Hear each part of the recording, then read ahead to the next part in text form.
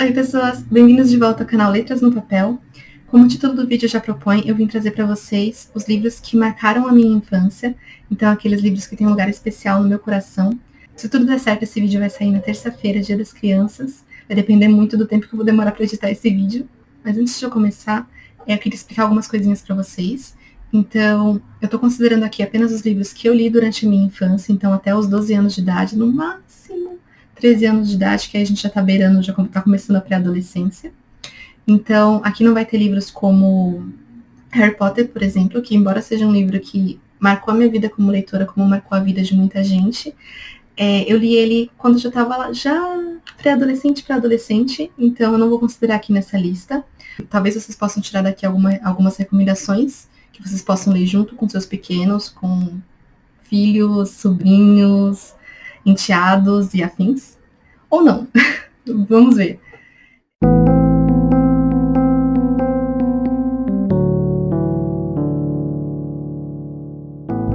O primeiro livro que eu quero trazer para vocês, que na verdade são dois, eu resolvi trazer eles juntos porque eles são muito semelhantes, são livros da Marina Colasanti, que são Uma Ideia Toda Azul, e o outro que eu tenho, que eu sempre esqueço o nome, que é 12 Reis e a Moça no Labirinto do Vento.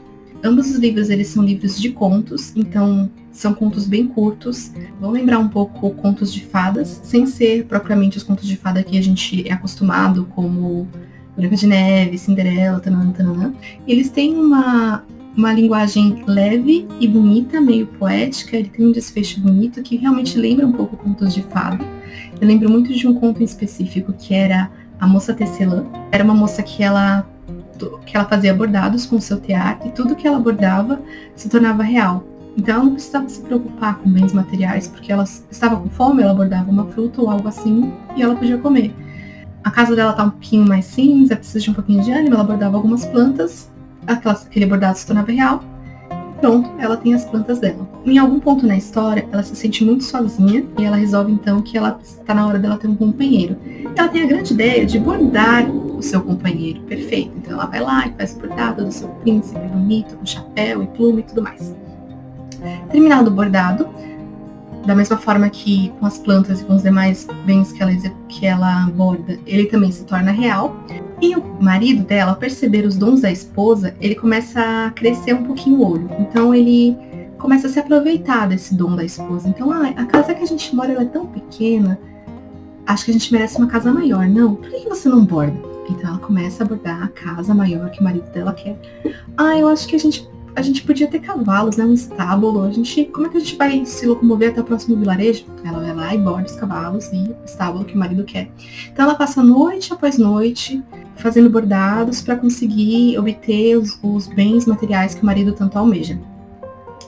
E tudo que ela esperava ao ter um companheiro seria justamente alguém para estar ao lado dela, para viver a vida junto com ela, para ela ser mais feliz também. Ela colocou muito das esperanças dela em ter esse companheiro para trilhar esse caminho junto com ela. E ela não tá feliz, ela tá passando noite após noite fazendo bordados e nem consegue ver ele. Então, em um momento da história, ela fala, não tô feliz com como as coisas estão acontecendo, tá na hora de acabar com isso. Ela resolve então ir pro seu tear e começar a desfazer os bordados que ela fez. Então ela começa a puxar a linha do bordado. Então se desfaz o grande casarão que ela havia montado, os estábulos, os cavalos, todos os bens, todos os ouros, até que o marido dela começa a se desfazer, até a pluma do seu chapéu sumir. Então são contos bem nessa pegada. Então você vai ter sobre diversos temas, desde o rei ganancioso, da menina sonhadora, do casal dividido por uma grande maldição, algo nesse sentido, contos rápidos, bonitos e que normalmente eles têm um final triste ou alguma moral no final da história.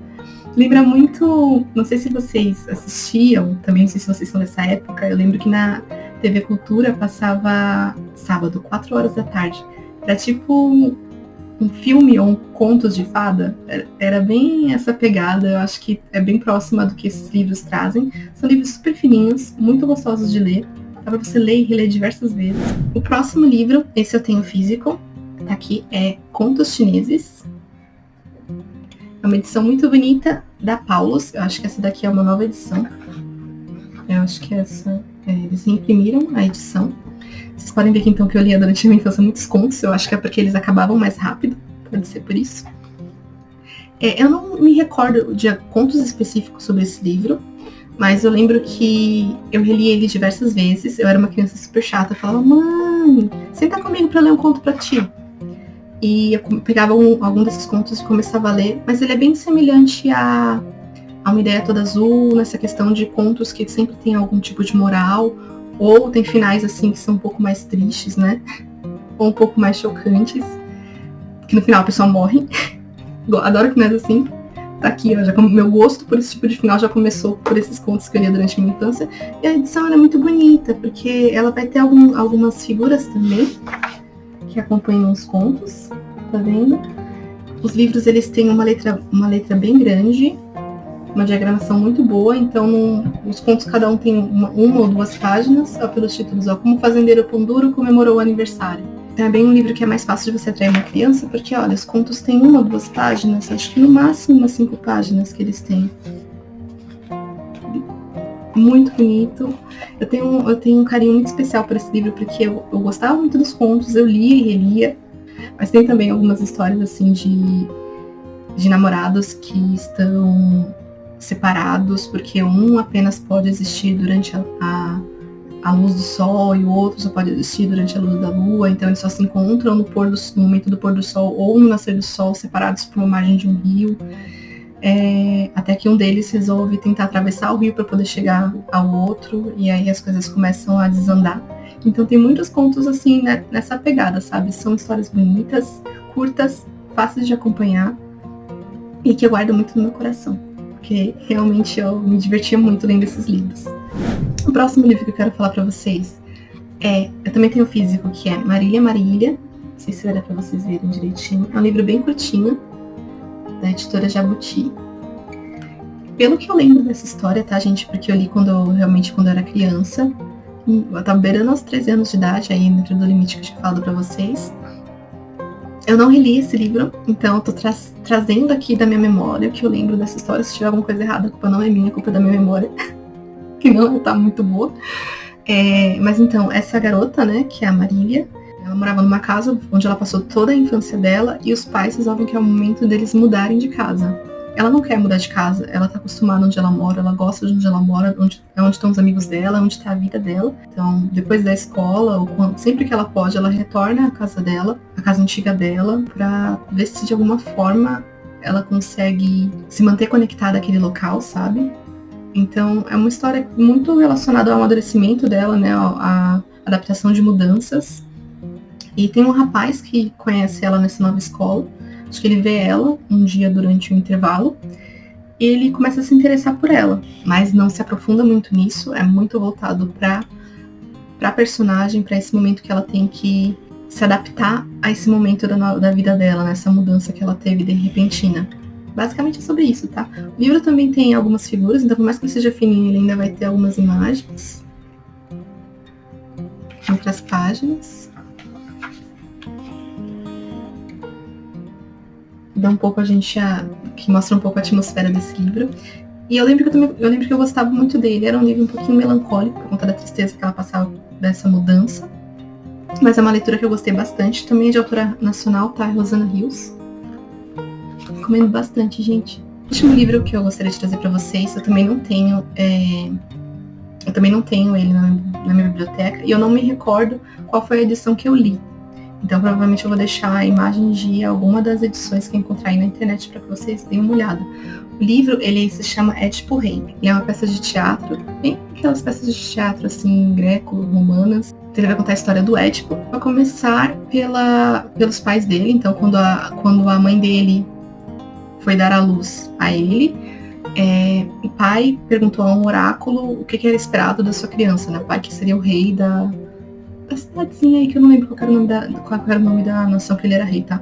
Mas ele foi lá até o oráculo perguntar o que ele poderia esperar do seu filho, do futuro para o seu filho. E o oráculo disse que ele era uma criança amaldiçoada, que ele iria trazer muita, muita tristeza para eles, para a família. Então, ao invés de manter o filho, o pai resolve mandar que um dos seus empregados mate a criança para evitar que todo aquele mal que o oráculo mencionou na sua profecia se tornasse real. Só que o empregado ele tem dó de matar a criança e resolve entregar a criança para outra pessoa para que a criança cresça saudável. A criança cresce e a profecia começa a acontecer exatamente como o oráculo havia esperado. Tem um final muito triste, tá? Não vou mencionar caso você tenha interesse de ler a peça. Por que esse foi um livro que marcou a minha infância? Por causa da profecia. A profecia, não é spoiler, tá, gente? É o comecinho do livro. Se você duvidar, isso deve estar na sinopse. A profecia era: matarás teu pai e desposarás tua mãe. E a minha cabeça de criança, quando eu li esse livro, gente, eu acho que eu devia estar na 4ª série, algo assim. Eu não tinha entendido o que tinha acontecido. Pra mim parecia assim, eu li e eu falei, não, eu entendi errado.